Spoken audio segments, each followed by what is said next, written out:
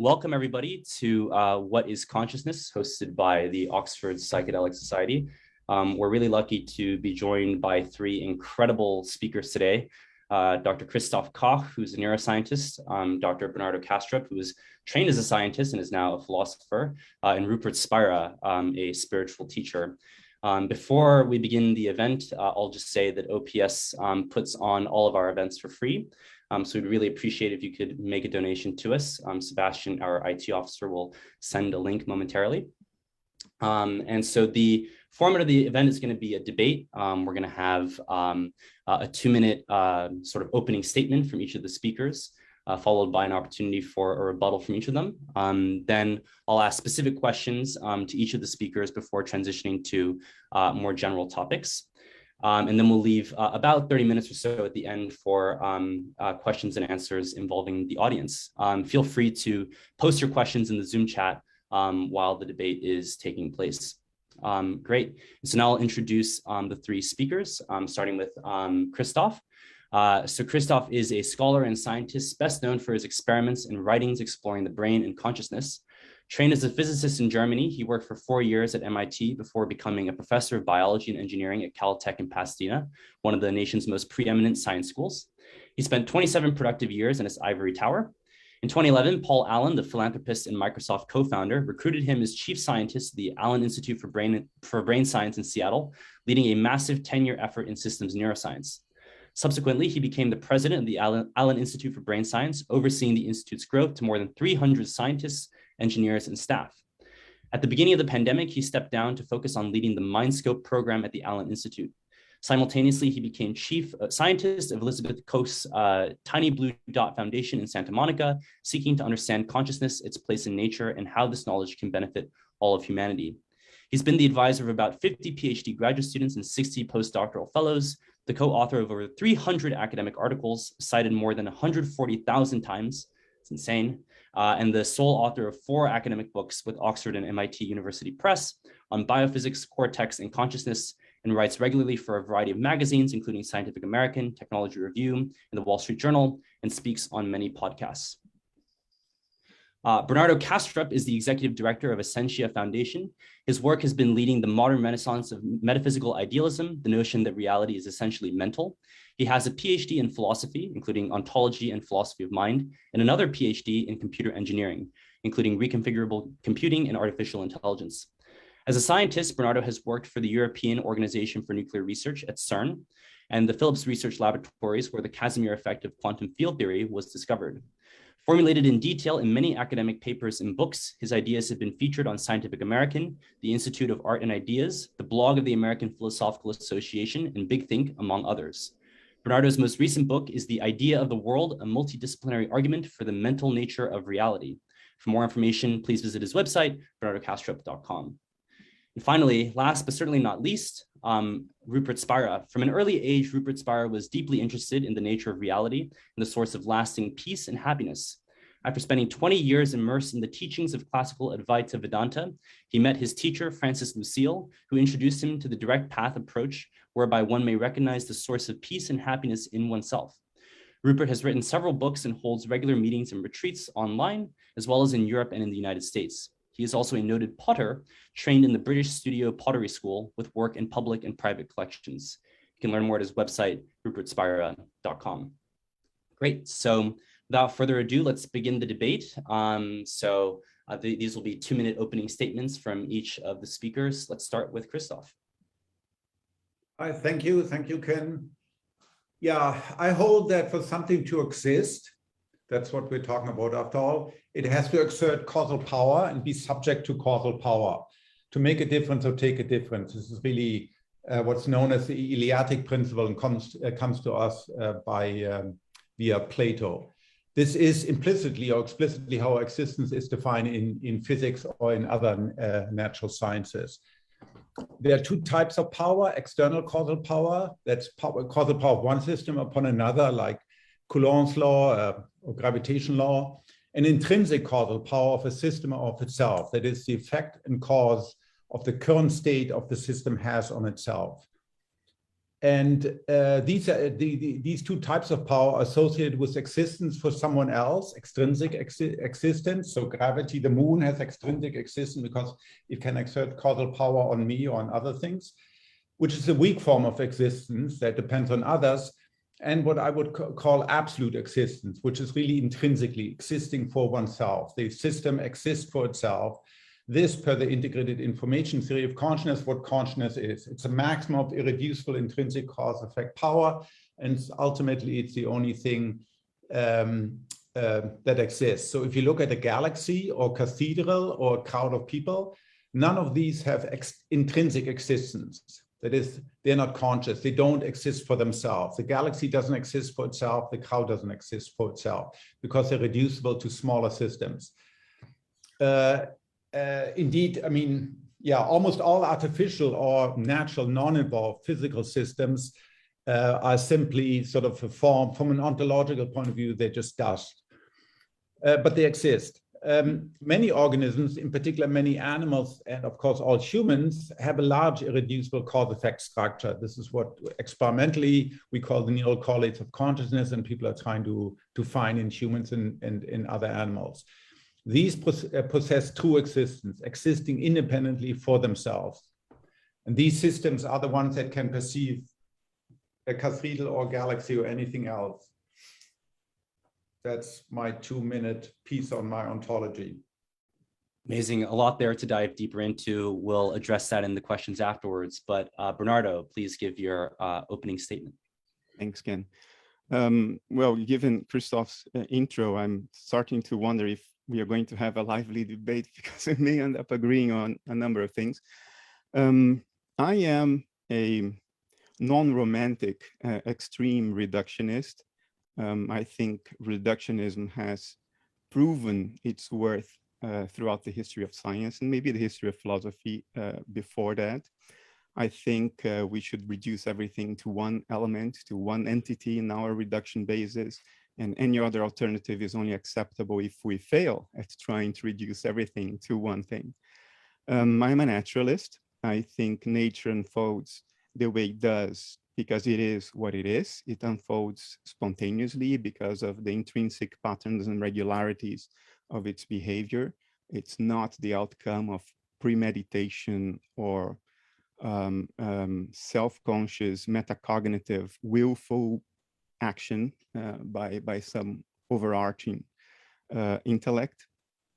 But I am an idealist.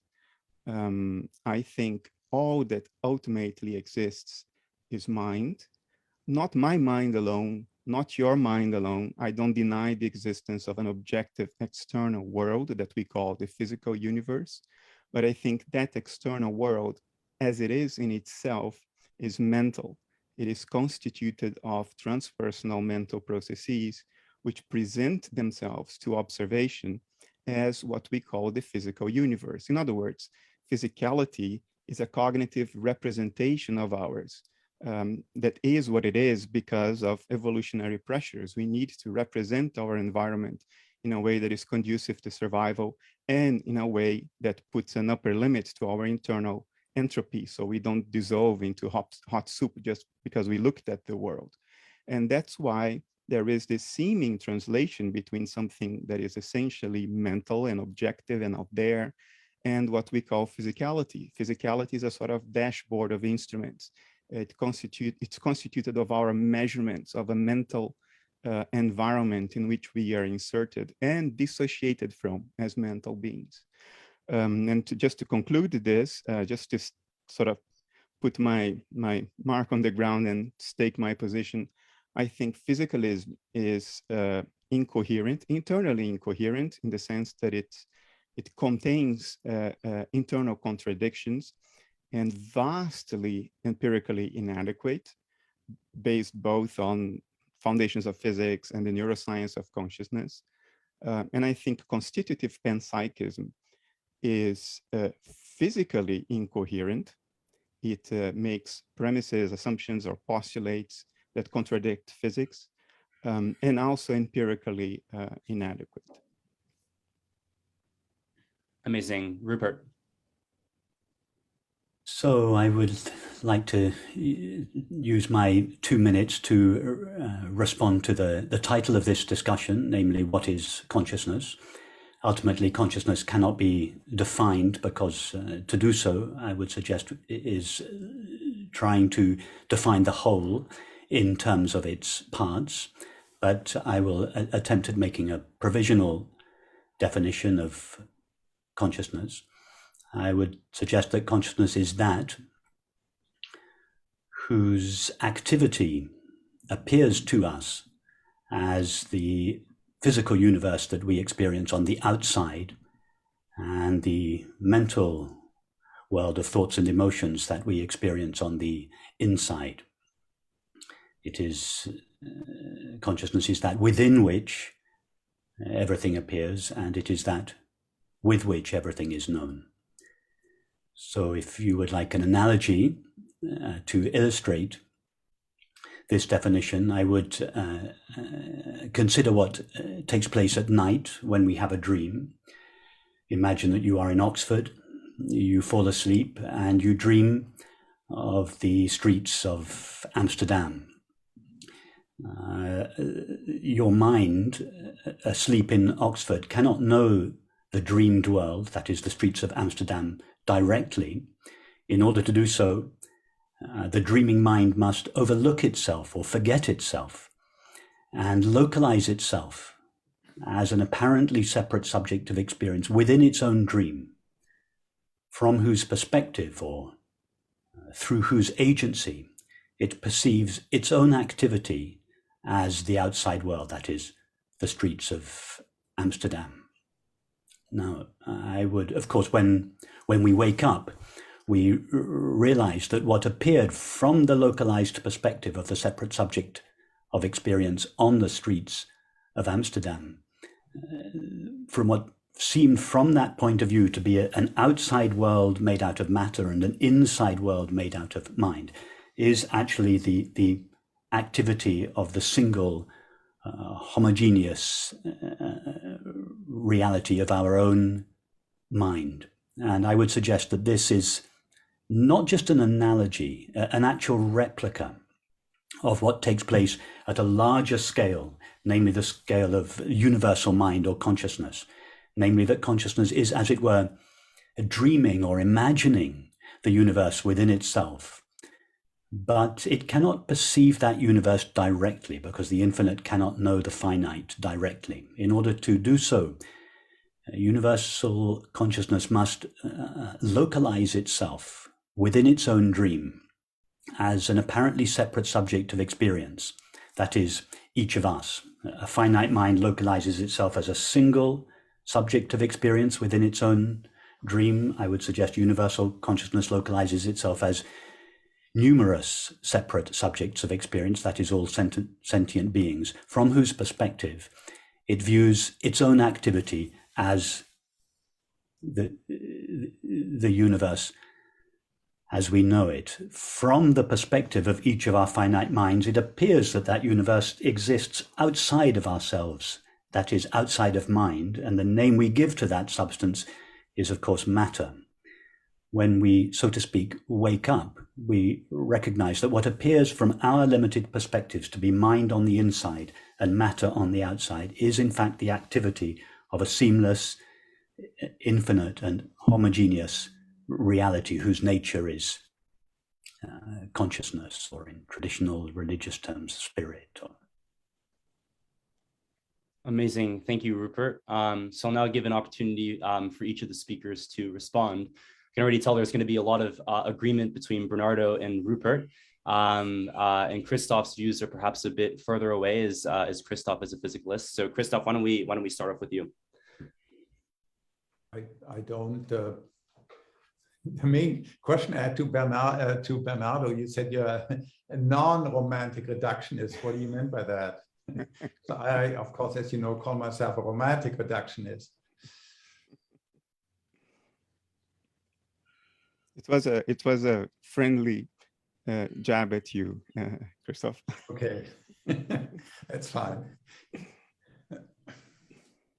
No, I mean, I'm not going to quibble with either of the assumption. I think with Bernardo, I don't perceive myself that far away. The question is, how can we close the differences, or how can we try to verify these differences, or try to test them in any empirical, meaningful way? Right? As a scientist, that's what I would like to do. Not just have, okay, here there are distinct ontological views on consciousness, but how can we possibly verify or falsify them? Or is that just hopeless? Great. Would any of the other speakers like to respond to Christof's opening statement? If not, we can transition just directly into the questions.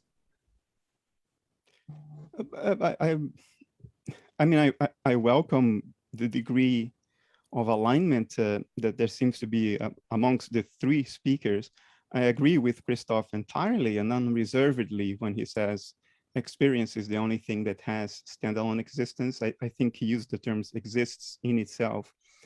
And everything else, you have to look at causal relationships to verify that something exists. Does it suffer effects, or is it a cause? I concur with all that. He's talking about the language of the first person perspective, that something exists by itself or has standalone existence, and that's consciousness, or the language of the third person perspective, for you to point at something else and say that exists, then it should be linked within a sort of causal nexus for us to be able to speak of that existence. So I concur with that. His opening statement was made enough openings to sort of accommodate the basis, I think, of what Rupert and I usually put forward. And at the same time, it remained ambiguous enough about the details. For instance, where are the boundaries of consciousness? If you talk about cause and effect, you have to talk about boundaries somewhere in existence. Otherwise, everything is internal, and then even the language of causality sort of disappears. Where are those boundaries? What kind of empirical experiments would be able to discern the different positions? So that has a very precise answer. It may be wrong, but it's a maximum. So if you look at a mechanism like a brain, you look at the causal power that, let's say, one part of the brain or one neuron has on other parts, and you do that in principle for all possible parts, and you see what is the maximum, given that substrate, what is the maximum? And the maximum, only the maximum exists for itself, not the myriads of non-maximal intrinsic cause effect structure. Only the maximum exists. So it's a maximal principle, like you would always find in physics. So in principle, it makes some very sharp counterintuitive predictions. So for instance, I can link my brain with your brain, using neurons. This is a future technology I call brain bridging. And the theory says, I can keep on adding axons. Sort of, it's like a reverse split brain. Right? In a split brain, I cut my corpus callosum to cut my brain into the two halves. Now, let's say I do the opposite. I link my visual cortex, my neurons to your neurons, and my left neurons to your left visual cortical neurons, my right auditory cortex to your auditory cortex. At some point, I will begin to access your brain, but I'm still me, you're still you. The theory says there's a very precise point when the integrated information across our two brains exceeds the one within my brain or the one within your brain, even though I might just add one additional axon, then suddenly consciousness at some point will exist across both of our brains. There will be one mind. There will not be Bernardo Christof, but there will be only this new amalgamation, this new thing called, some version of Bernard and Christof. And again, if you cut that one axon, it may fall back that that in your brain, because you're now a maximum of integrated information, your brain you exist in your brain and I exist in my brain. So it's a very precise formulation of what's in and what's out and what the maximum is. It's difficult to empirically to test. It's not impossible. It's precisely defined, but just because of the vast combinatorics, it's not easy to compute, and it can be falsified in principle. Can I comment on that? Yeah, absolutely. Go ahead. The idea of a maximum, if I understand Christof's rationale, if you're involved within a sort of unitary causal nexus, it's senseless to speak of parts. There is only the whole, and parts are nominally defined, arbitrarily carved out of the whole, like we separate the river from the ocean. Where does one begin? Where does the other end? On that account, from a fundamental perspective, a theoretical perspective, we would have to speak of the universe as a whole, because there are very good reasons to think of the universe as one entangled system, and an entangled system does not have parts whose behavior can be described independent of the rest of the system. Now, Christof will appeal, of course, to information integration theory and the phi threshold, which is the part of that theory that has the strongest empirical substantiation. I think it is an elegant theory, but I think it makes one assumption that if examined carefully, could change the way we interpret the results, and that is the difference between consciousness and meta-consciousness, the difference between representation, cognitive representation, and re-representation, the difference between experiencing and knowing that you are experiencing. Because the empirical substantiation of the phi threshold is based on subjective reports. And of course, someone can only report experiences that both A, the subject is having, and B, the subject knows that he's having those experiences. So what you may get is a neurocorrelate of meta-consciousness, not a neurocorrelate of phenomenal consciousness. And yes, there is a new paradigm in neuroscience now called the no-report paradigm. I think the jury is still out how consistent or reliable that is, but it's a step forward in the sense that it acknowledges the issue I'm bringing to the table. So I think if you understand this and you account for this, you may end up where Rupert and I are, which is there is only one thing, and that's the universe as a whole. And what allows you to empirically determine subsets of self-existing subjects based on IIT and the phi threshold is in fact based not on phenomenal consciousness, not on the whole, but on the complexities of meta-consciousness within the whole.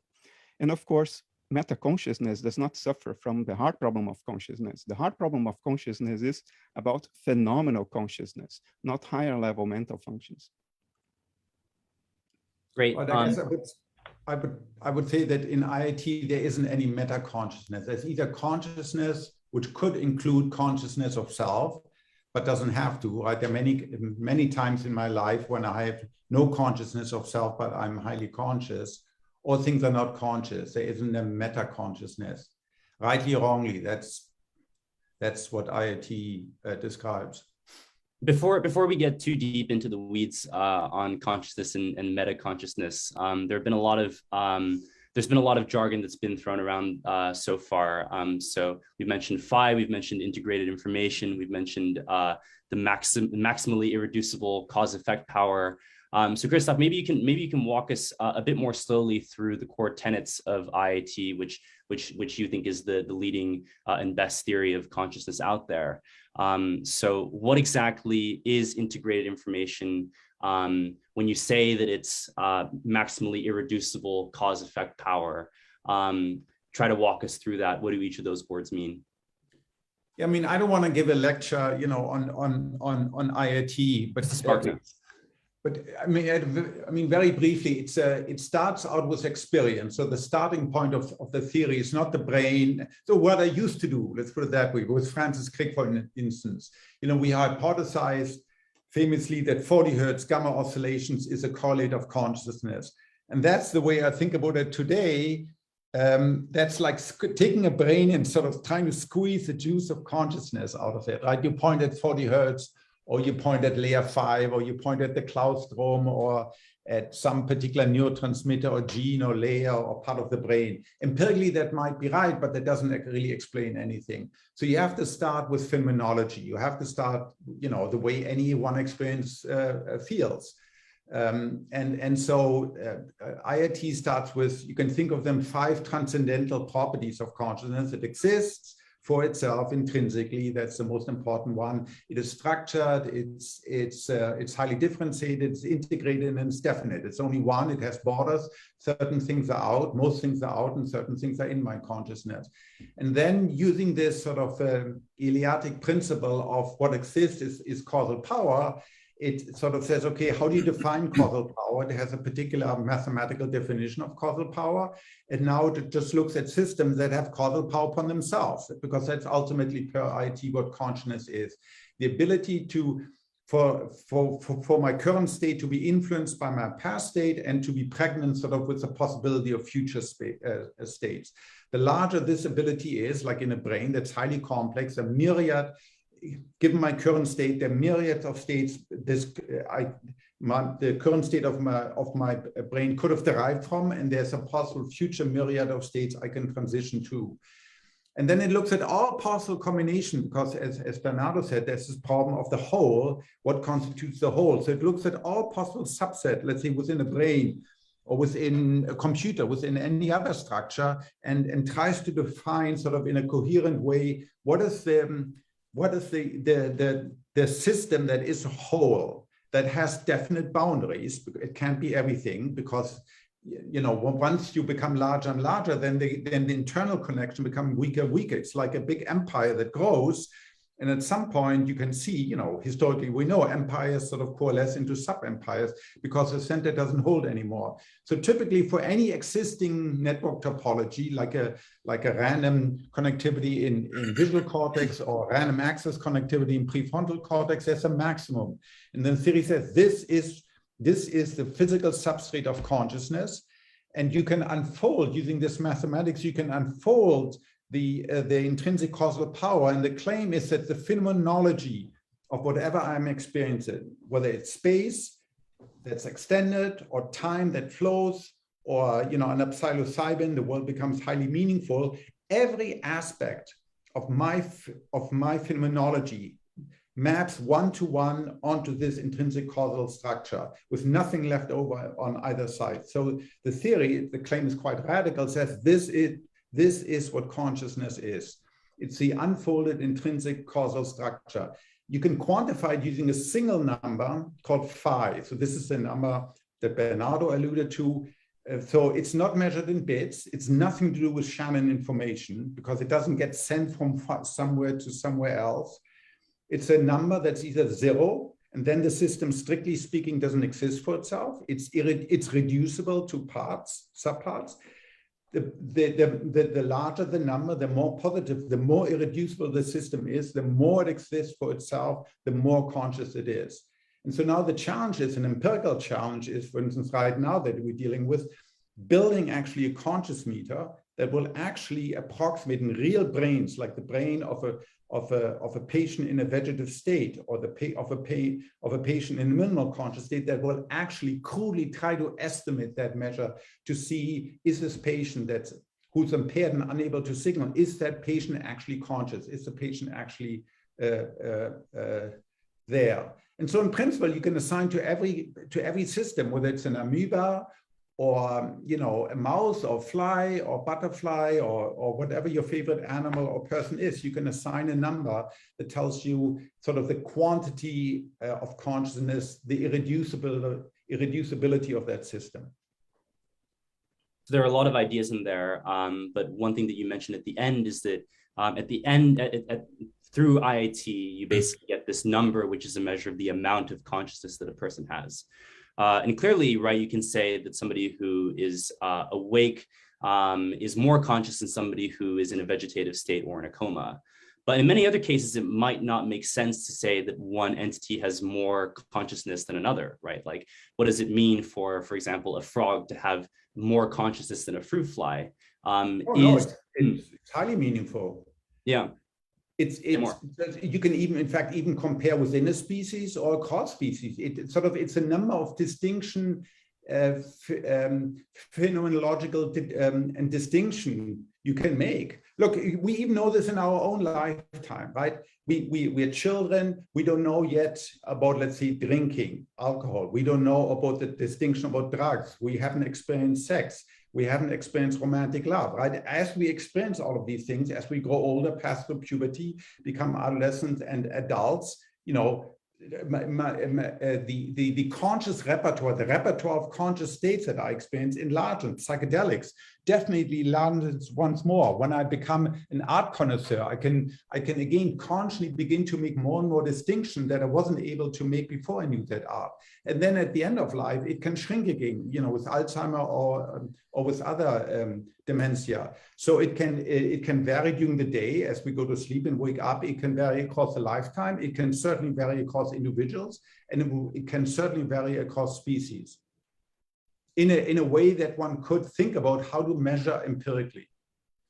Great. I want to loop in Rupert and Bernardo here. Given that you both think that consciousness is something that is universal and in a way infinite, does it make sense to quantify consciousness as being greater in one entity than in another? Shall I respond? Go ahead, yes.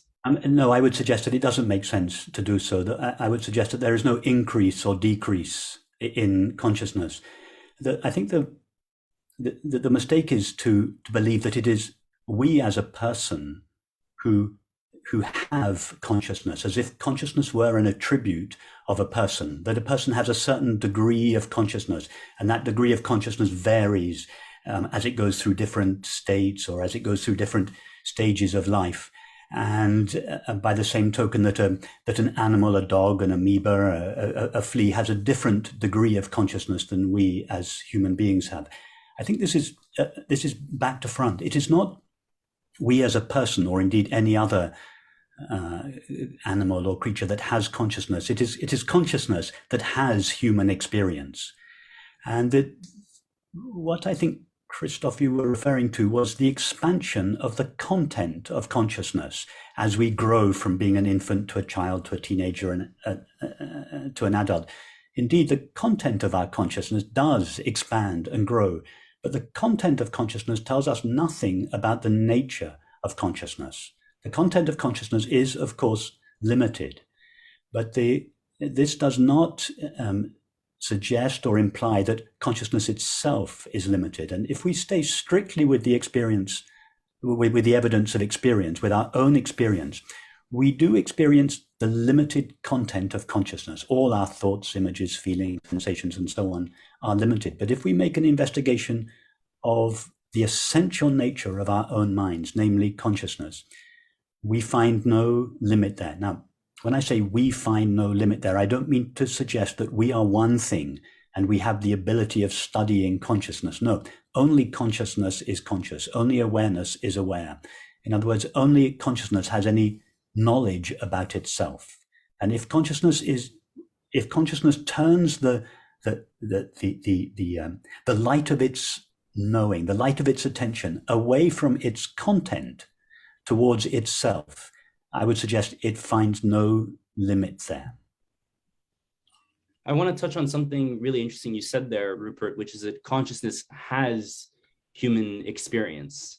Yes, human experience is an attribute of it's a part of consciousness. Consciousness is not something that human beings have. Human beings are something that consciousness has. Right. And of course, what we normally understand by consciousness is human experience, the feeling of what it is like to experience pain from, the viewpoint. No, but to experience, sorry to interrupt you, Kenneth, to experience what it is like, to experience pain is to experience the content of consciousness. It is not the experience of consciousness itself. And so then, I guess I don't understand. So let's talk about color, because we can measure this in the lab, right? You come to my lab and I can measure out, people have done this since 150 years, your color space, right? Defined by, if you're normal sighted with 3 cones, you can match, we know, and you can match any color with 3 different types of cones. So to me, that says I'm mapping out your conscious color experience, your experience of red and blues and yellows, etc. But you're saying I'm not really getting at consciousness there?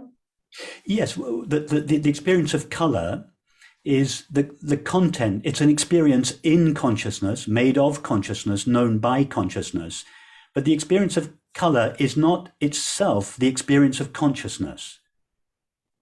So the experience of color, the taste of chocolate, the sound of our voices, the sight of whatever we're perceiving at the moment, these are the content of consciousness, but they don't tell us anything about consciousness itself. Can I try to maybe play a bridging role, because I understand the different conceptual frameworks and the languages used by the two parts, and I understand why Christof is probably wondering what the hell does he mean. The way I visualize this is when Rupert talks about consciousness, phenomenal consciousness, he's talking about a field of subjectivity. Let's use the metaphor of a field, which is very handy from physics. And experiences are particular patterns of excitation of that field. As such, experiences are made of consciousness. They are made of the field. There is only ever the field. But experiences can be distinguished from one another insofar as there are different patterns of excitation of that field, separate in time or in space, if you want to think in spatial-temporal terms, which we need to if we are to use reason. So for Rupert, consciousness at rest, as it is in itself, is a field without excitations. There is only the potential for experience. And maybe there is some kind of basic carrier frequency in that field at all times, what the Hindus call the drone, which is the experience of consciousness itself prior to any other form of excitation. But of course, this distinction that Rupert is making, it goes back to our different ontological assumptions. If I understand you correctly, Christof, NIIT, your starting point in terms of ontology is a starting point of fragmentation. And when enough information is integrated within a system, those closed loops of information integration, then you have one of these maximum self-existing systems. But the starting point is one of fragmentation. I think in one of your books, you sort of declare yourself a constitutive panpsychist. And I believe Hedda Hasselmoch has been working with you guys also from this starting premise that we start from elementary subatomic particles. And when there is a system that integrates enough information, then you have a unitary subject that arises from that originally fragmented system. When you talk about the internet potentially being already sentient, the internet started as grains of sand in beaches across the world. Before that was turned into silicon and servers and all that. Rupert's starting point is exactly the opposite of that. Mine too. We start from a field, universal, spatially unbound field of pure subjectivity. And it is the parts that arise from that, from a kind of, Rupert used the word localization. A more technical word could be dissociation. IIT would, in a sense, still be applicable. You just have to change from positive resist to negative resist when you make that image. But you could still use IIT, a modified form of it. And then you would say, well, but IIT itself is very clear and very precise in how it defines the boundaries of subjectivity. I acknowledge that, that's what the theory says. But of course, the force of the theory resides in the experimental confirmation. And the experimental confirmation of phi is an experimental confirmation of meta-consciousness, not phenomenal consciousness. So what we are saying is there is a spatially unbound universal field of phenomenal consciousness. So there are two. I'll just ask a question first. So there are two things that I really want to get into there. The first thing is this idea that consciousness is this universal field of subjectivity. How is it that we can even apply the word consciousness to a universal field? If consciousness is something that we understand from the perspective of us humans, right? Like as I was saying earlier, we understand the consciousness of what it is like to feel pain and feel cold and so on and so forth. if consciousness is indeed this universal thing, then how can we say that that is consciousness? I mean, how can we say that the universe feels cold or feels pain and all these other seemingly anthropomorphic things? Well, you should not think that I am anthropomorphizing anything. Consciousness is so obvious. It is the only given of nature. It is so self-evident, so obvious, that it goes right under our noses and we get all confused. And half of neuroscience today defines consciousness as meta-consciousness. And we lost all the subtlety, the differentiation between phenomenal consciousness, access consciousness, between representation and re-representation. This goes back to Schopenhauer when he talked about representations and abstract representations, which were the re-representations of his time.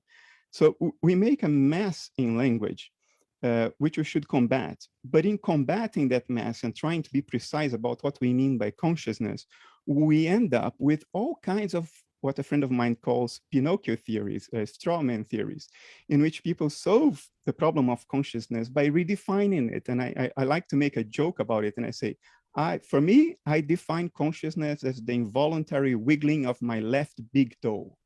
And I can explain that. Ergo, no hard problem of consciousness. So you see, it's a morass of confusion. If you don't define, you are lost. If you define, you may be lost as well. So, and that's what Rupert is good in. Go back to the given. Go back to nature's given before we start theorizing and coming up with all kinds of ontological categories that are not consciousness, even though we have never been directly acquainted with anything beyond consciousness. Before we start that conceptual inflationary spiral, go back to when you were a 5-year-old. That is the substrate of nature. And of course, you can extrapolate that.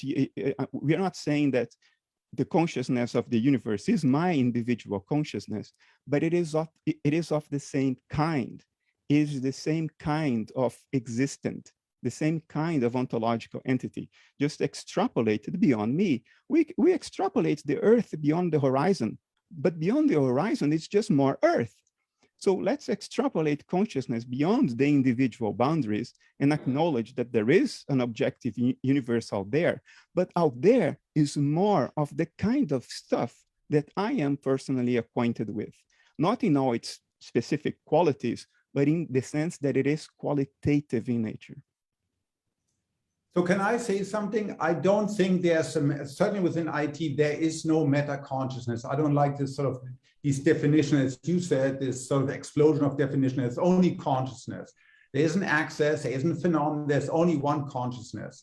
Right? And that's what I'm dealing with. When I have pain and the pain is eliminated because I eliminate my, part of my anterior cingulate cortex, this is done for chronic pain, then my conscious feeling about pain disappears.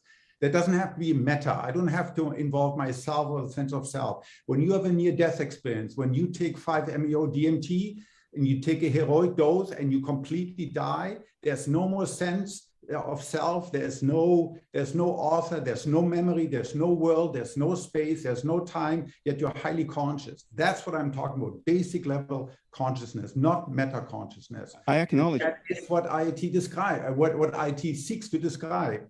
And empirically, I understand that, both you and Rupert have this field idea, but one thing we do know, the last 250 years have taught our functional neurology, that specific bits and pieces of the brain are associated with or not associated with specific bits and pieces of consciousness. So you can remove my cerebellum. It's not good for me. I look like I'm drunk. I will have ataxia, but my consciousness isn't impaired at all. Yet if I take out a little bit of my, let's say, fusiform gyrus, I'm unable to consciously experience phases.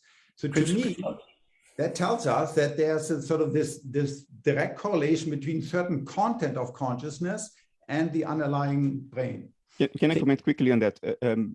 Christof, I'm not trying to say that IIT entails meta-consciousness. I concur and grant that to you. It's not in the theory, and I didn't mean to say that it is in the theory.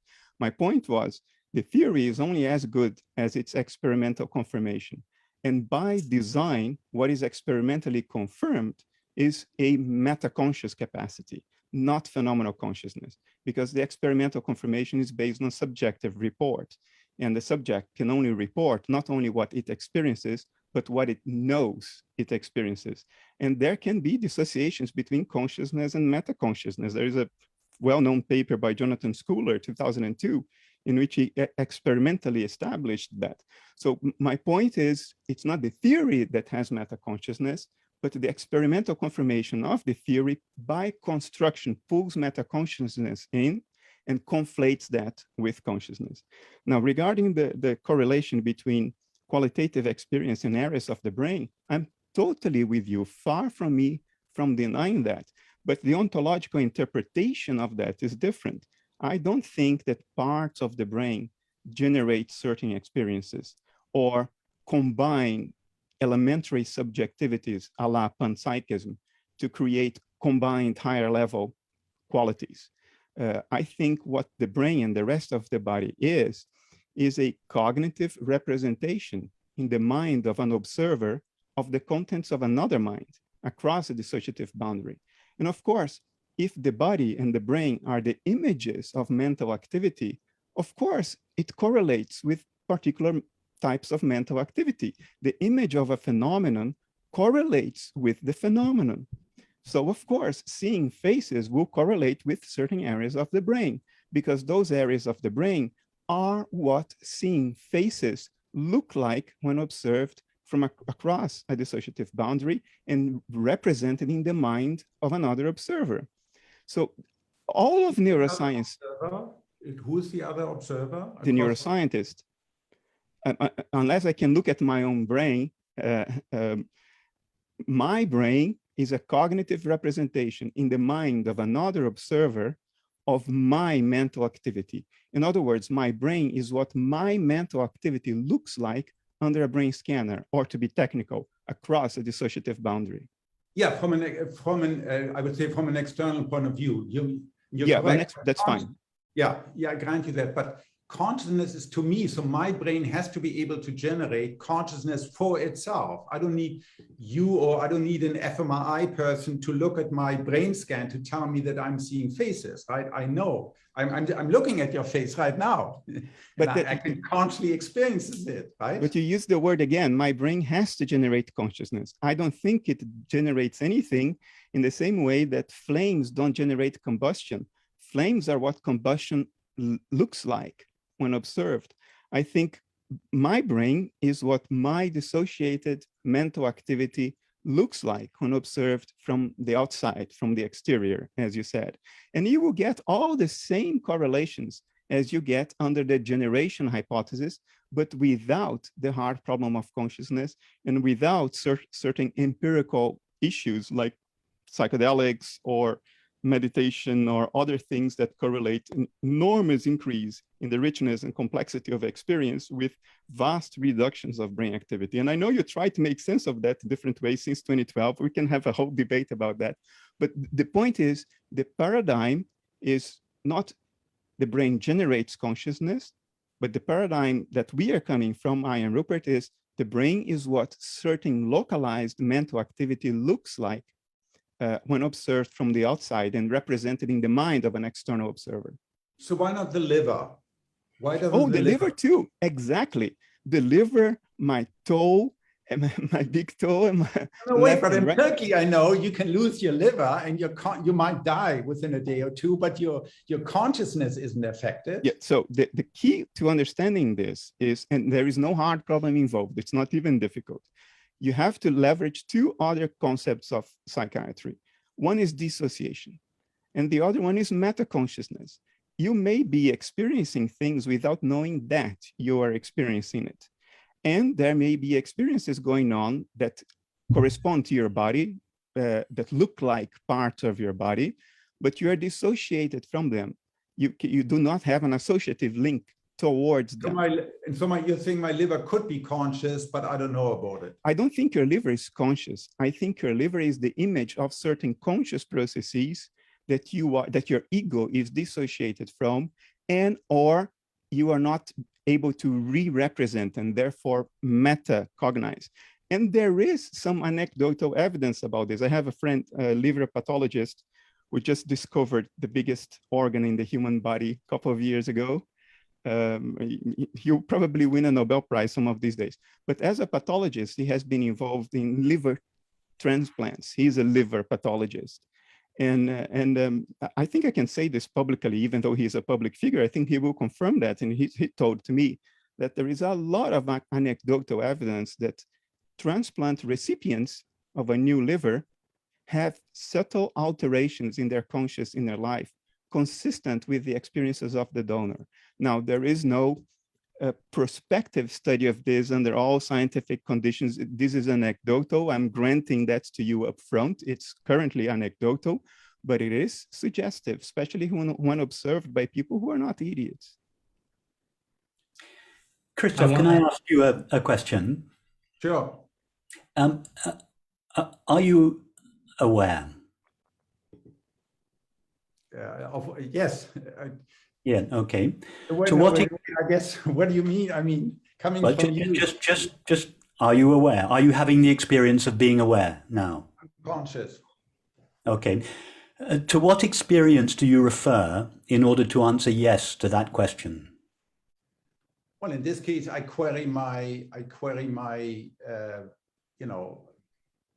internal state, and that query comes back with yes, I'm conscious, and of course I have to speak about it, right? Because otherwise there's no direct way of communicating my experience to you. I grant you that.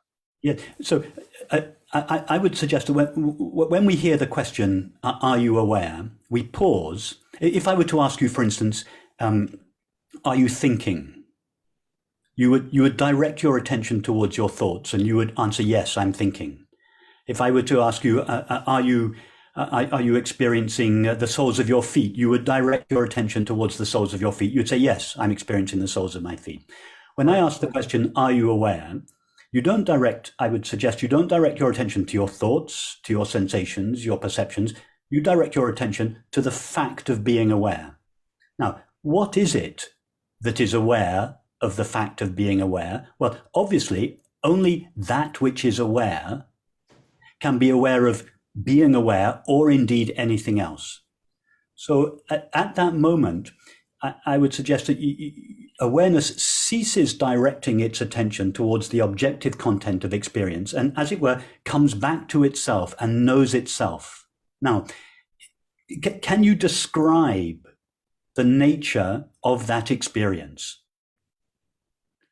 You've had that experience. If you didn't have that experience, you would have answered no or I don't know to my question, "Are you aware?" But given that you have the experience of being aware, so you must be experiencing its nature, how would you describe it? But don't refer to thoughts, images, feelings, sensations, or perceptions, just referring to the direct, immediate experience of being aware. How would you describe it?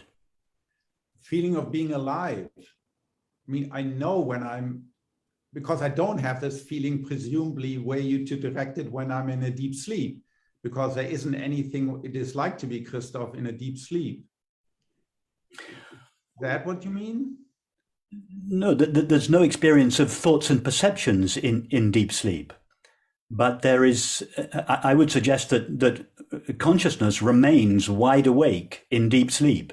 And there is science confirming that recently. Well, you don't need science to I mean, you're quite right. No, you don't need science. Anyone who has been woken from deep sleep by an alarm clock has the evidence right there. What is it that heard the alarm clock when you were deeply asleep? No, it was obviously.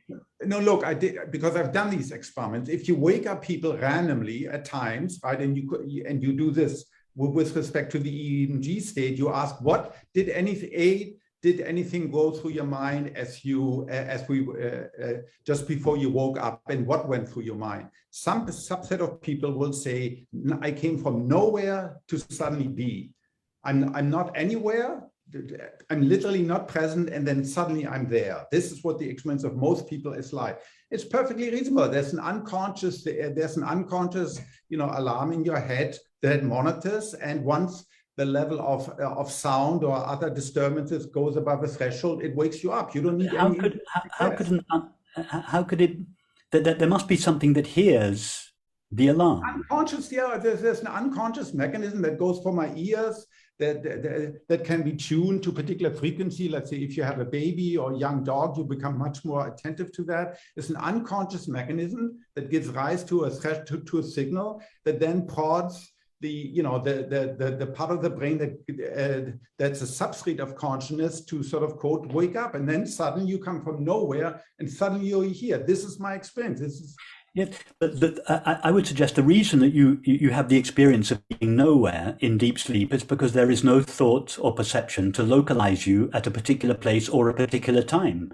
But I think you're conflating the absence of experience with the absence of consciousness. Deep sleep is not the absence of awareness; it is the awareness of absence. No, there isn't any awareness. Look, I mean, in that case, I don't know how to define anything anymore. Have you ever experienced, when you say that there is no awareness, have you ever had the experience of the absence of awareness? No, because then there is no experience. I claim that's incoherent. I cannot have such an experience. When I'm under anesthesia, another thing, we're doing these experiments here with these anesthesiologists. You anesthetize people, okay? You do it for a reason. So among others, they don't have bad memories, right? And if you tell them what went on, they say, I don't know. The last thing I remember, I counted. And turned out it was 3 hours ago, and they counted when they got the infusion of the anesthesia. No consciousness whatsoever. Now you can say they were conscious, but they couldn't report. It's no experience, not necessarily no consciousness, no experience. That's fine, but that's completely untestable assumption, right? I can say, yeah, people are always there. The other patients that we involve with is patient in a vegetative state, right?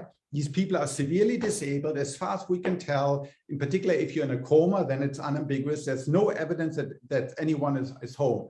Of course, you can always say, well, someone is home, but they're unable to communicate. That's a negative that of course, in the limit, I'm unable to test.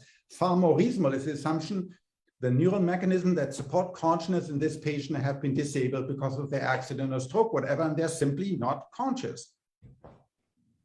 Yeah, the conceptual divide is huge.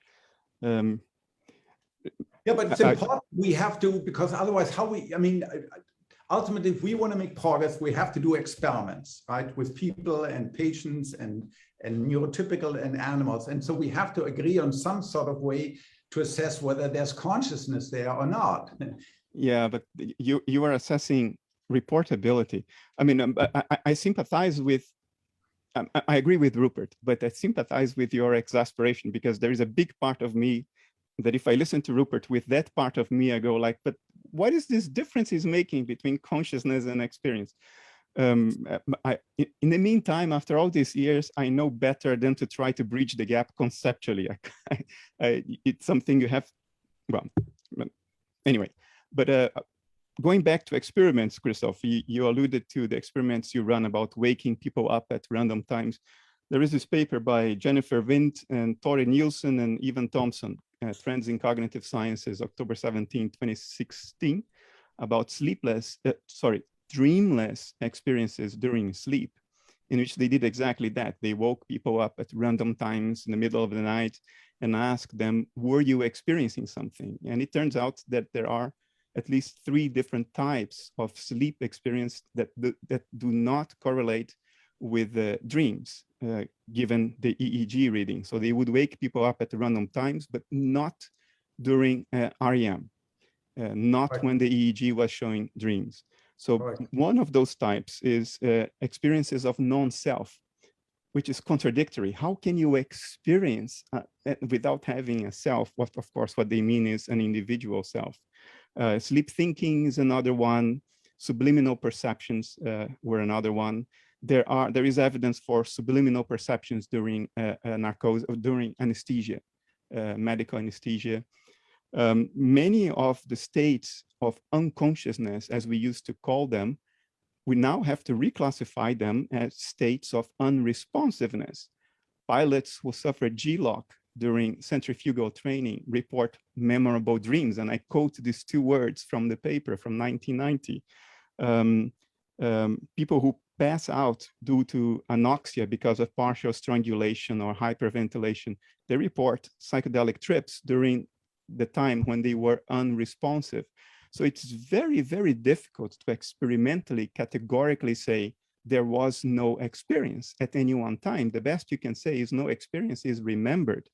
But there are tantalizing and suggestive indications that all states associated with seeming unconsciousness, including dreamless sleep and syncope, they are actually correlated with intense experience. You often allude to grand mal seizures as an instance of total activation in the brain that correlates with unconsciousness.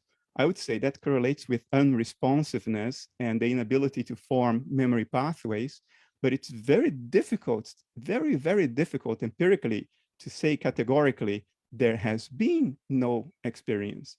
And where Rupert is coming from, if I understanding him, he's coming from acquaintance, not from a conceptual, indirect conceptual way of arriving at this conclusion, but he's coming from a direct acquaintance with that which gets awoken by the alarm clock, or that which is there as awareness, although you are not having experiences in the ordinary sense.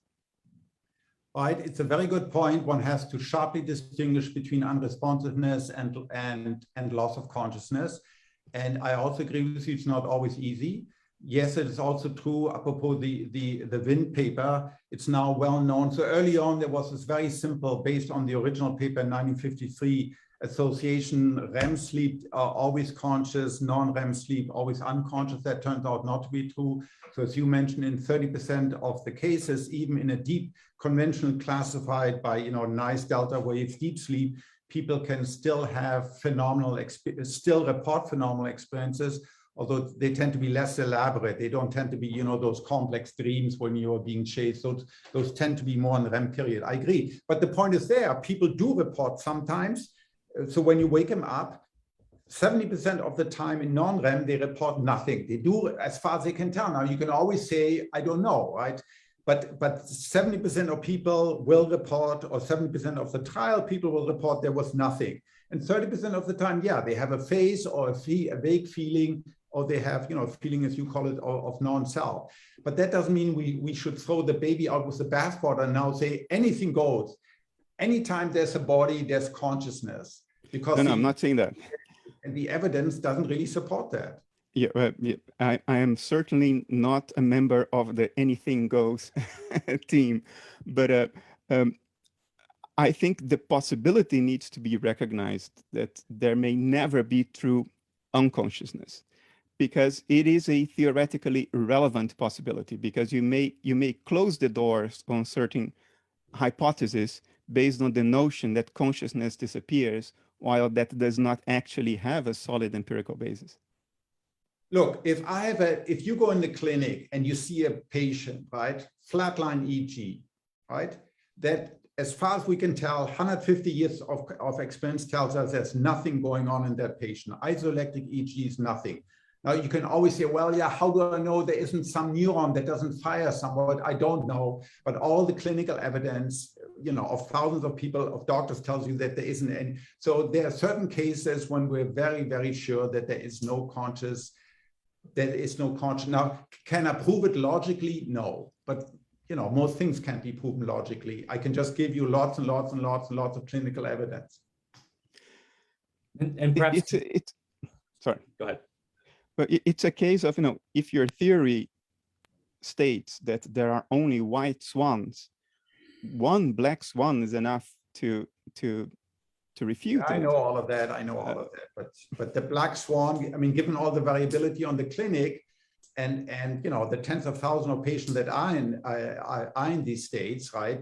It better be very powerful, If it is really a black swan, I want overwhelming evidence and not just sort of some, maybe there's some hint of something there.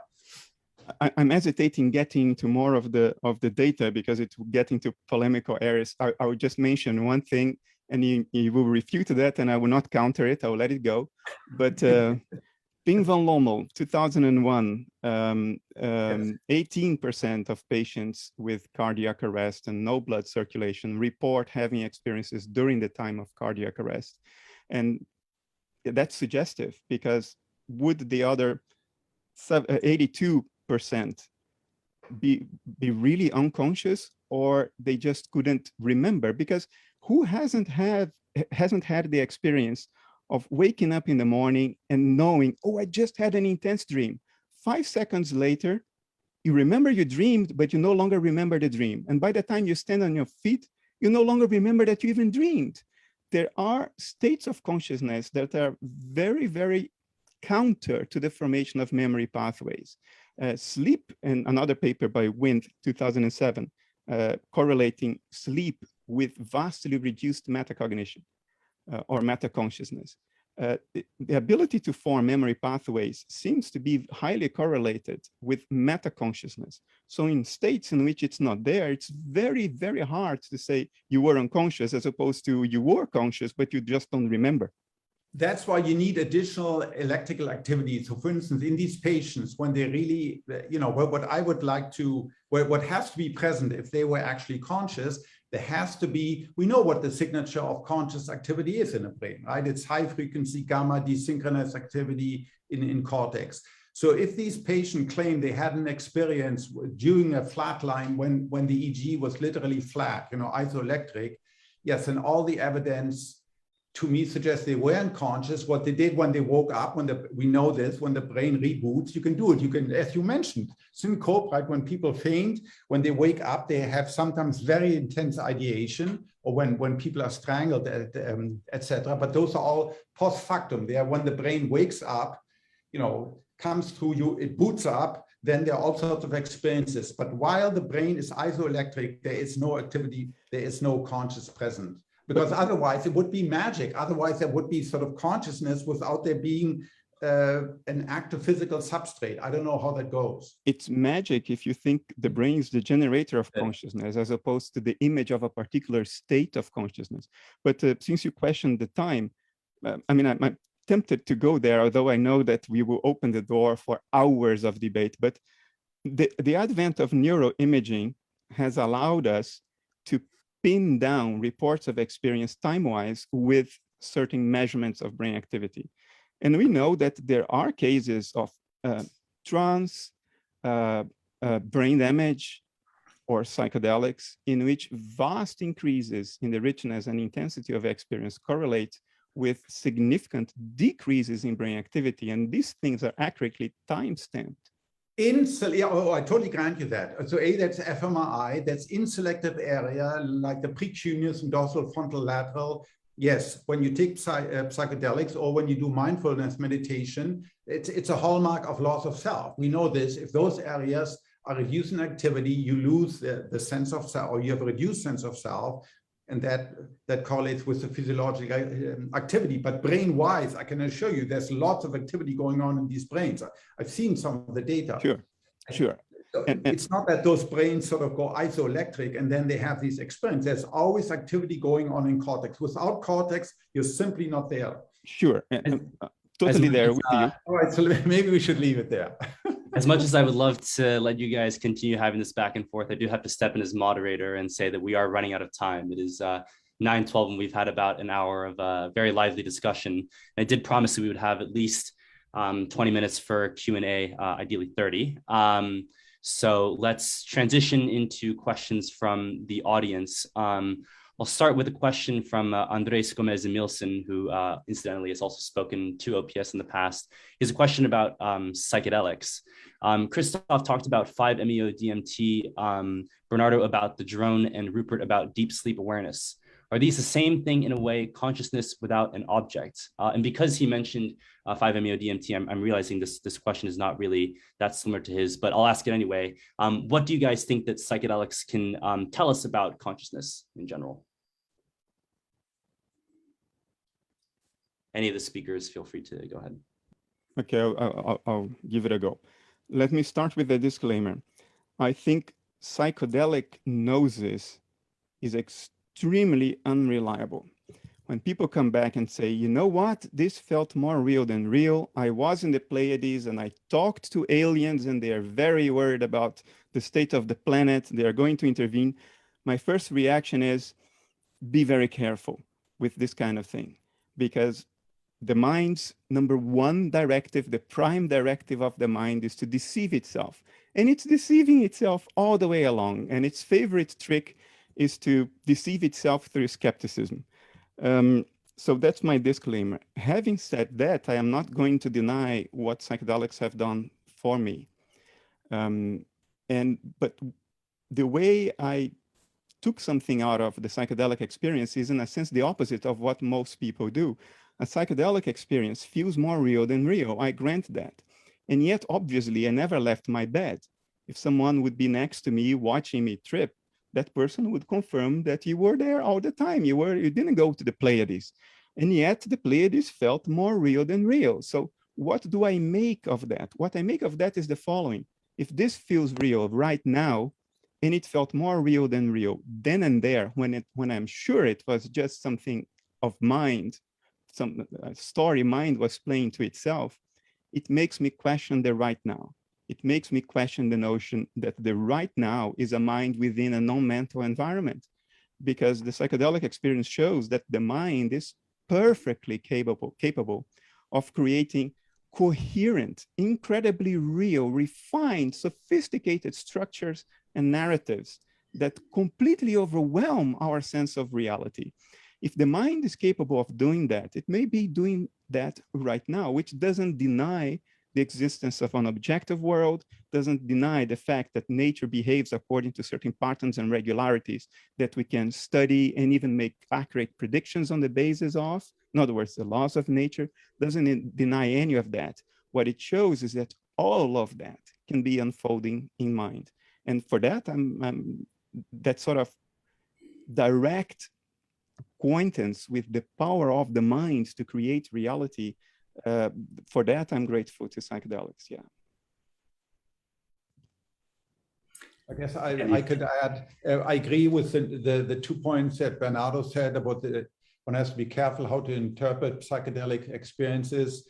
And B, they also show us the how that the mind is subject to drugs that our brain can affect what we perceive in very powerful ways, and that questions our sense of reality. For me, what it showed in a very concrete manner, the inessential nature of the self that I've always held. I mean, there are many philosophers who believe that self-consciousness and so-called higher order theories of consciousness, knowing that one conscious thing, what Bernardo earlier on referred to as meta-conscious, are essential. I never believed that. And particularly under 5-MeO, I mean, because what you experience is a complete loss, of yourself, of anything about yourself, yet you're highly conscious. So self-consciousness is an important, but a subset of all conscious experiences. And also that the experience of space and time are not essential. You can have experiences that do not take place in time, that are timeless, and that are sort of space where there isn't any space, where the entire universe may be reduced to a single point of light. So to respond to your question, Kent, what can psychedelics tell us about consciousness? I think they can vastly expand our knowledge of the content of consciousness, but I don't think psychedelics tell us anything about the nature of consciousness. If we want to know about the nature of consciousness, there's only one way of doing so, and that is to turn our attention towards consciousness itself, not towards its content. Amazing, very concisely said. I think Andres had a different question in mind, but because we have a lot of questions from the audience, I'll transition to the next one. So let's begin with Samuel to Rupert. So are we the consciousness of the universe? If we were to die, would the universe then lose its consciousness? And I guess that question applies to Bernardo as well. So this question, again, are we the consciousness of the universe? It implies that the universe has consciousness. And I would suggest that that is a mistake, that the universe is not a pre-existing entity that may or may not have consciousness. The only entity, which is of course not an entity, the only thing that there really is consciousness. The activity of consciousness appears from a localized perspective as the universe. So the idea that the universe has consciousness is predicated on the belief that we as human beings have consciousness. And panpsychism is the obvious extension of this belief that everything, every little particle of matter has a modicum of consciousness. This is all, I would suggest, founded on the mistaken assumption that we as people or brains have consciousness. I think this is the wrong way round. Consciousness is the primary fact of experience, and in fact, not the primary fact of experience, the primary fact of reality, and in fact is the only fact of reality. The universe is simply how the activity of consciousness appears from a localized, or in Bernardo's language, from a dissociated point of view. And each of us as sentient beings are one such localized or dissociated point of view. Amazingly well said. Yes. A person doesn't have consciousness. The universe doesn't have consciousness. A bat doesn't have consciousness. A dog doesn't have consciousness. A molecule doesn't have consciousness. Only consciousness is conscious, and everything is a modulation of that. Amazingly well said, Rupert. We've got someone actually in the room with me who also has a question, Ali. So I'll turn off my virtual background and let him ask the question right here. Hi, I have two questions. One is for Bernardo. Can psychedelic experiences be used as first-person experimental tests to verify your model of dissociation? As during a peak experience, one joins, merges, or associates with himself, similar to people with multiple personality disorder. Clearly, a single or multiple experience cannot verify this theory, but as for DMT and other psychedelics, it regularly produces unitive experiences amongst different people. Isn't first-person consensus the best way to verify a theory? Even better than the third-person experiments like that of physics, due to the fact that first-person experiments are direct and immediate, whereas experiments for the third-person view is indirect. So essentially, don't you think it's a good idea to include psychedelics as a way to verify the model of dissociation that you're putting forward? And then the question quickly for Rupert is that if self-inquiry and meditation don't work for people, some people may just feel like they don't relate to self-inquiry introspection. I happen to relate to Rupert's work, and in fact, I learned self-inquiry from Rupert. So this is not from my point of view, but from point of view of certain people. Don't you think that having a shamanic psychedelic experience can be an effective way of directing staunch materialistic people to non-duality when everything else has failed? So I understand you saying that psychedelics don't tell you much about consciousness, but if it does take you from the idea of you being a separate self to you being part of the universal consciousness, I do think that it does tell you something about consciousness, which may later lead you to explore non-duality, which was true in my case. I first had psychedelic experiences and then I landed on your YouTube videos. So there you go. These are two questions for Bernardo and Rupert. Thank you. And Bernardo, maybe within that, you can just briefly summarize your concept of dissociation. Yeah. So the question was, isn't first-person psychedelic experience a useful way to sort of change the narrative of our culture?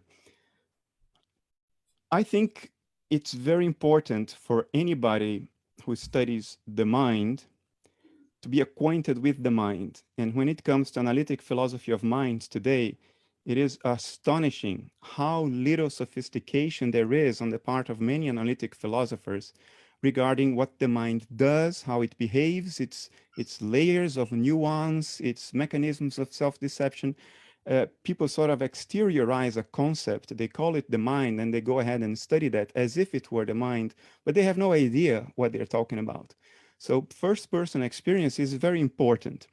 However, and that's a big however, I don't think first-person experience can be an important or a significant way of arriving at some form of cultural consensus. And the reason is the following. What goes into the culture is not the first-person experience, but what you make of it afterwards, how you dress it with all of your conceptual armor, your references, your prejudices, your dispositions. History shows that you do not reach healthy consensus based on first-person experience when it comes to a cultural narrative. You cannot enforce your first-person narrative or your conclusions to the rest of the culture, because that's arbitrary. All you can do is transform yourself. And of course, if enough people transform themselves, then a new cultural narrative will emerge naturally, but you don't enforce that through narratives, through conceptual stories, through theories based on revelation. If you look at history, the idea of revelation to drive the entire cultural narrative of a society, it almost invariably goes wrong because it's misused, it's misrepresented. People make a mess of their own interpretation of their first-person experience. So I think if we are to enforce a mainstream narrative, perhaps unfortunately, we have to stick to experiment. We have to stick to something objective. That's how we transform a culture. But we can transform ourselves and therefore indirectly the culture through our first-person experiences. But the way to do that is to live according to your first-person experience and not try to enforce that onto others and saying, no, I am Jesus, I have seen it, I am God incarnate. And guess what? Yes, you are, and so is everybody else. And that translation step can go drastically wrong. So I think psychedelics can be very useful. I think they can, there is a way to claim coherently and with a lot of empirical substantiation that the psychedelic effect on the brain indicates very strongly a dissociation model of personal identity. I am with Christof that the personal self doesn't exist, and Rupert would agree with that. It's just a story we make up. It has no substance. But there is at least the illusion of a personal self, and that illusion, I think, arises from dissociation. And I think the fact that psychedelics work by reducing brain activity in key areas of the brain, especially the default mode network, and not increasing activity anywhere, it suggests that what is being impaired is the very mechanism of dissociation, and therefore the loss of the individual self. I know Christof has different ideas about this notion of psychedelics reducing brain activity. He appeals to the fact that many of the areas whose activity is reduced by psychedelics are inhibitory areas of the brain. You can imagine consciousness as a club, and there are many areas of the brain, many inhibitory processes that are like the bouncers of the club. They prevent people from entering the club of awareness. And of course, if you take out the bouncers, more people go into the club and you are more aware. The problem is, if that were the case, somewhere in the brain, there should be an increase in metabolic activity associated with the neurocorrelates of consciousness.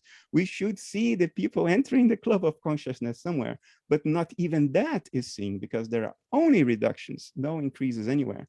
And I think that provides objective, not first-person experiential alone, but objective empirical substantiation, not proof. Proof is a very high standard, but tantalizingly indicative suggestions that what is being impaired is a dissociative mechanism itself. Great. I know Ali had a second component of his question, which was addressed to Rupert. Yes. So is it Ali? I think your question was, can psychedelics at least pave the way to self-inquiry, that this turning around of consciousness on itself for one who is not initially drawn to? Yes, I think very much so. I would agree completely with Bernardo and Christof that the personal self is a fiction, but most people's sense of their self as a personal entity is so profoundly mixed up with the content of their experience, and as such, their sense of being a personal self is so strong. It's such a powerful illusion that to turn away from the content of experience and reflect back on the nature of the essence of one's own mind, consciousness, is for many people too big a step, and therefore some intermediary step or steps are required. Now, there are many such steps in the traditions, the various yoga meditation techniques, yogas, pranayama, japa, all these. And likewise, I think psychedelics has its place as one of those valid intermediary steps. Because don't forget, from this perspective, from the perspective of the consciousness-only model, psychedelics are not physical substances. They are. We could call them. They are what thoughts in the mind of universal consciousness look like from our localized point of view. So when you are ingesting a psychedelic substance, you are not ingesting a physical substance. You are taking into your mind an area of mind that exists in consciousness, but outside your limited mind. And it should be no surprise to us that that can affect our mind any more than somebody else's thoughts can affect our mind, because it's all mind acting on mind. So yes, I think that just as the various meditations, yogas, various practices that we find in the spiritual traditions, shamanic practices, and taking psychedelic substances are all valid intermediary steps, which in the end must lead more or less directly to this complete dissolution of the mind in its source of pure consciousness. So sooner or later, the objective content, that the mind must be divested of all its objective content, however refined, but before its nature of pure consciousness, it can be revealed. Robert, can I ask a question?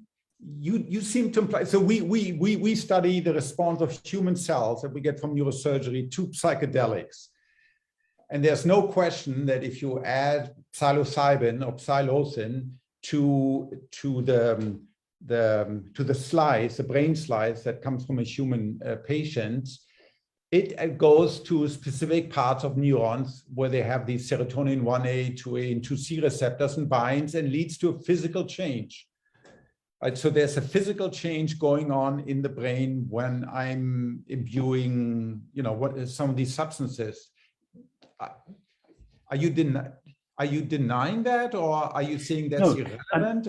No, I'm not denying it. I'm suggesting that what is really taking place is not that a physical substance is affecting the physical brain, but that a mental activity is affecting a mind, and that when observed from a second person perspective, that appears to be the effect on a human brain. So yes, it appears to be a human brain that is affected by a physical substance. That's just how it appears from a second person point of view. What is really taking place is that a limited mind is being affected by a region of mind that lies outside of its own limitations and yet within universal consciousness.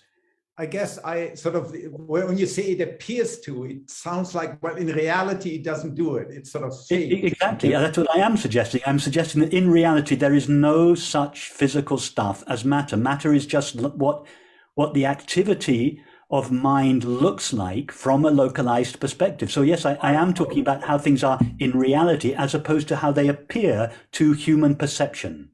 Okay, but it's also true that I can make tiny modification in the underlying physical mechanism, right? I just modified slightly the molecule so it doesn't bind to a particular. You're not modifying molecules. You're modifying mind. You appear through the sense perceptions of a human mind, you appear to be modifying something called matter, but in fact, you're modifying mind. When go back to our analogy of the dream. When you fall asleep in Seattle, you dream you're walking on the streets of Amsterdam. You stop in a bar in Amsterdam. You have a beer.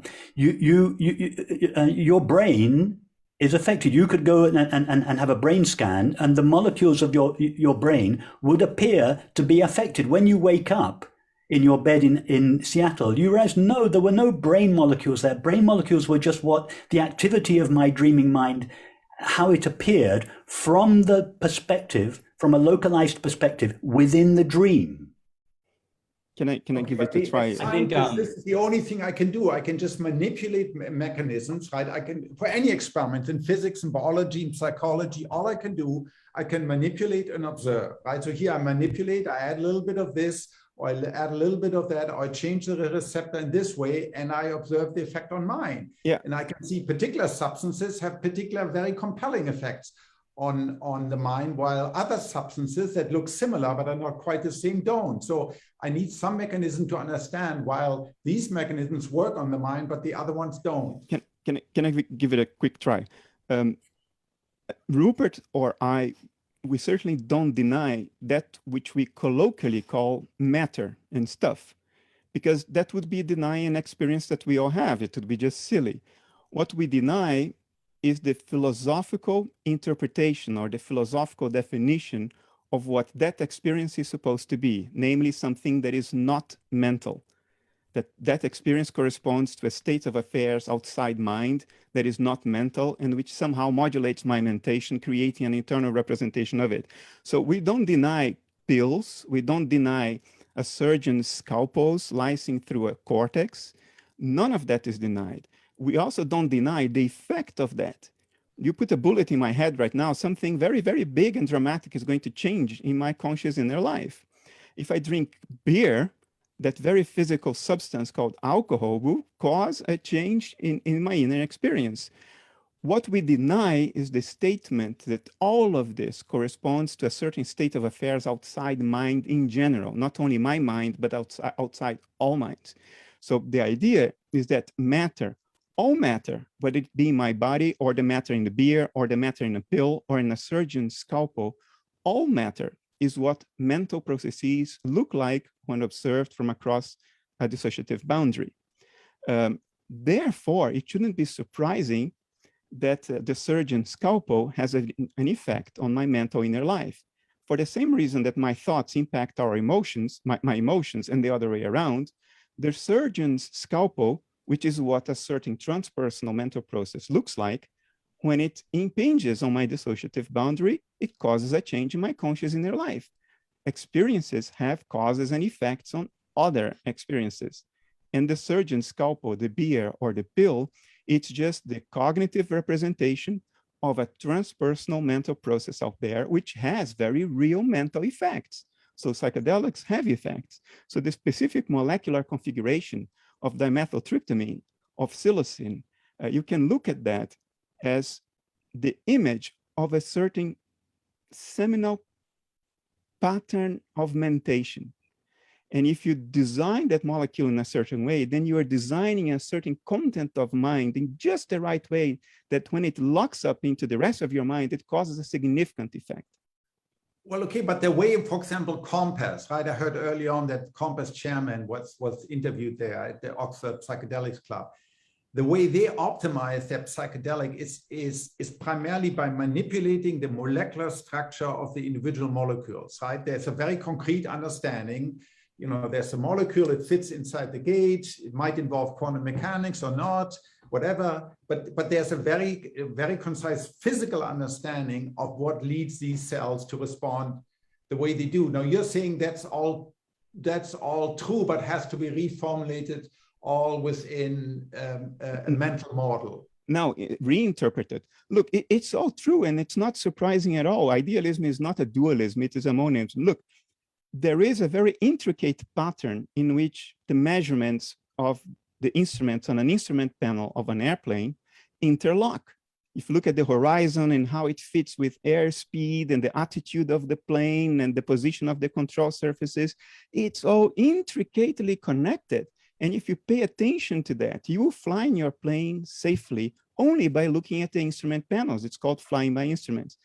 But that instrument panel is not at all what is actually going on. What's actually going on is the sky, the clouds, the storm outside.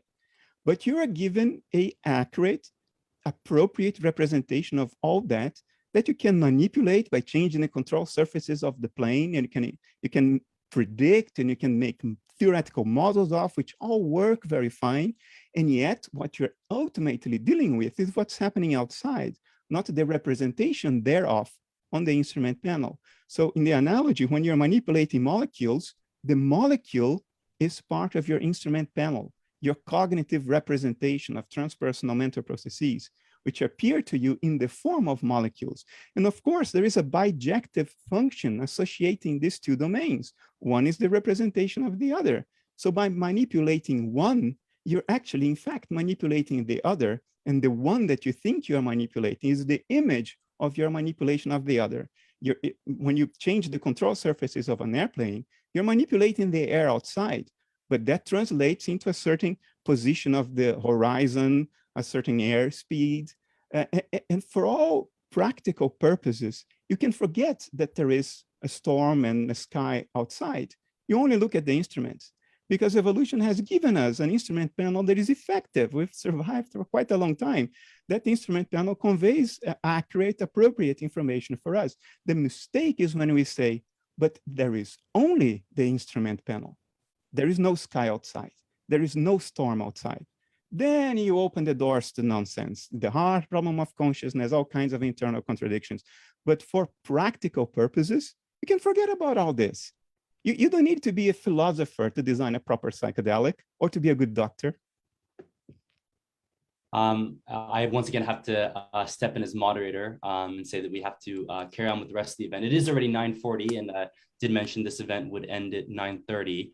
I would like to sneak in another question from the audience, if that's okay with the three speakers, and you don't have to run off to another event. I'm okay to stay on for quite a while. Okay, excellent. Great. So this question is from Marcus. Do any of you believe that humans ever will create artificial consciousness? A very hot topic. If so, roughly how far into the future do you think that this will happen? Yeah, so I can give a precise answer to that, at least according to integrated information theory. If you look at the intrinsic causal power of computers, if you actually look at the way the gates are wired up at the hardware, right? So there is no universal Turing test for consciousness, because all you test there is behavior. You don't test for consciousness. So the only way you can test for consciousness is by looking at the substrate, the physical material substrate that I think exists. And there, if you look at the substrate of gates and the way they're wired in and the extremely small fan out, so one transistor typically is connected to 3 or 4 other transistors and gets input from 3 or 4 other transistor gates compared to 50,000, 100,000, neurons talking to other neurons, fan in, fan out.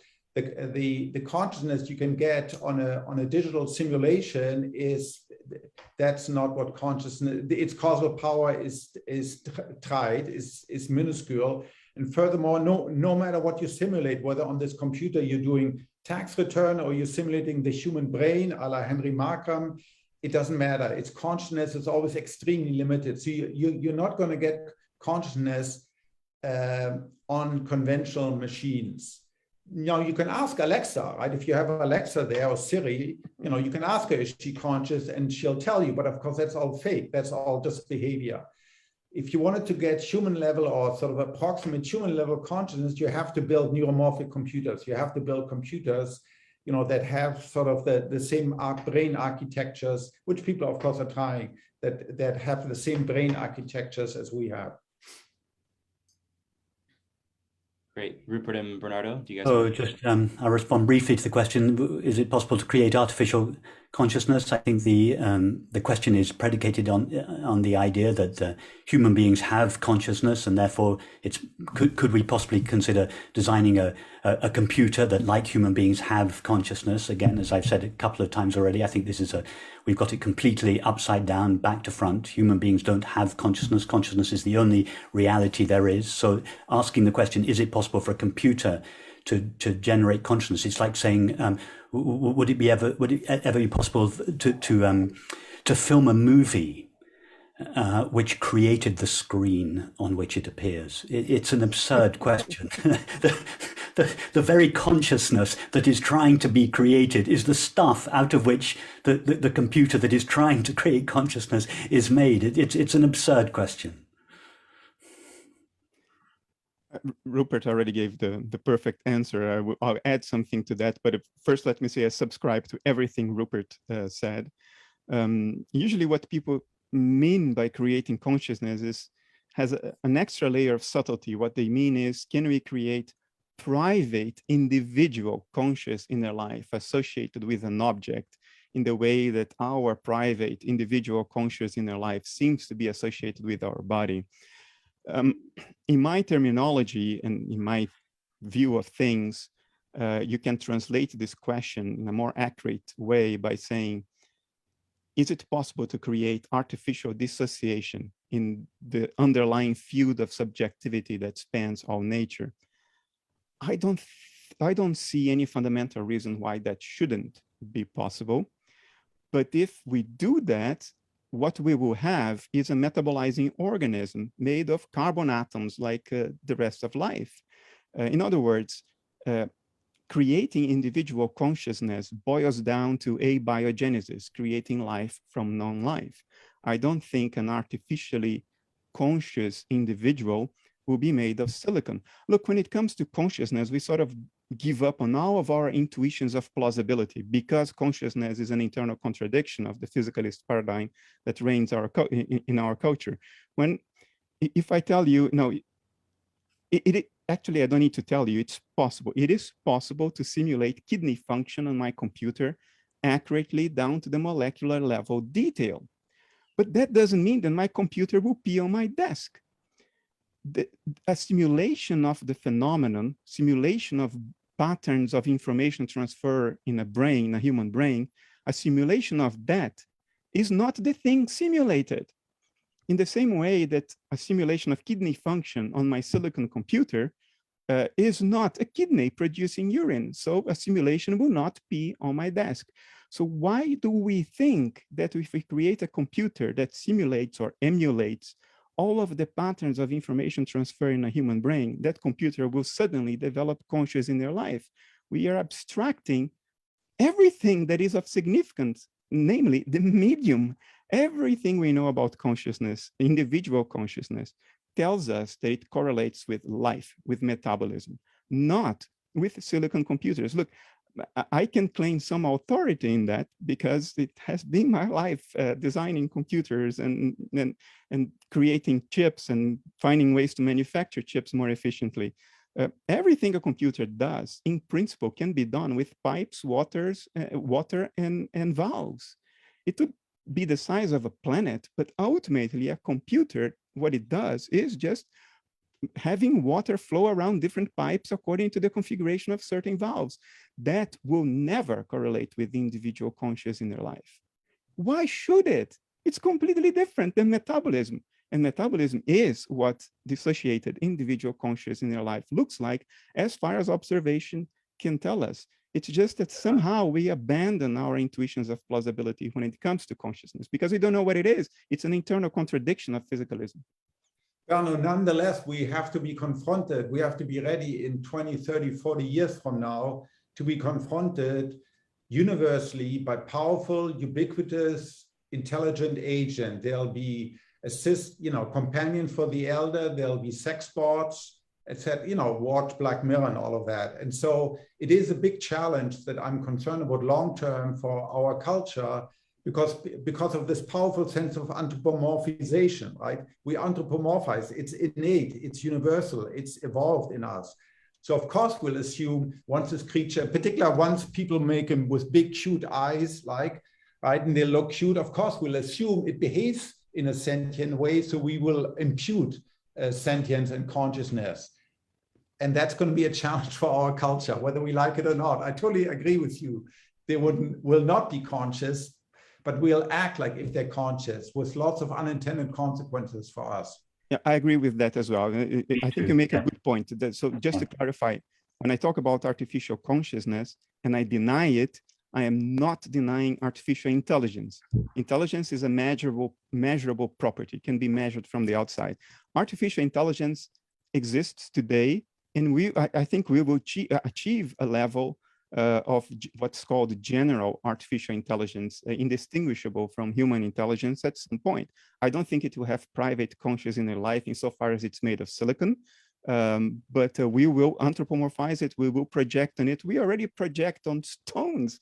I mean, we project consciousness on all kinds of things. So yes, there is a legitimate and concerning psychosocial problem on the horizon. I acknowledge that, yeah. Me too, yeah. All right, great. And with that, I think we're going to end the event here. We're already about 20 minutes over time. So thank you so much again to Rupert, Christof, and Bernardo for sharing your insights with us. We really appreciate it. On the horizon, we've got on the 21st of November, a Kundalini Yoga event hosted by OPS, as well as a sound bath. Information will be coming out about that soon on the 27th, followed by our end of term party on the 30th. Once again, thank you so much to the three speakers, and have a great Friday night, everybody. Thanks, everybody. That was enjoyable. Namaste. Thank you, all of you. Thank you. Bye-bye. Bye. Bye-bye. Bye.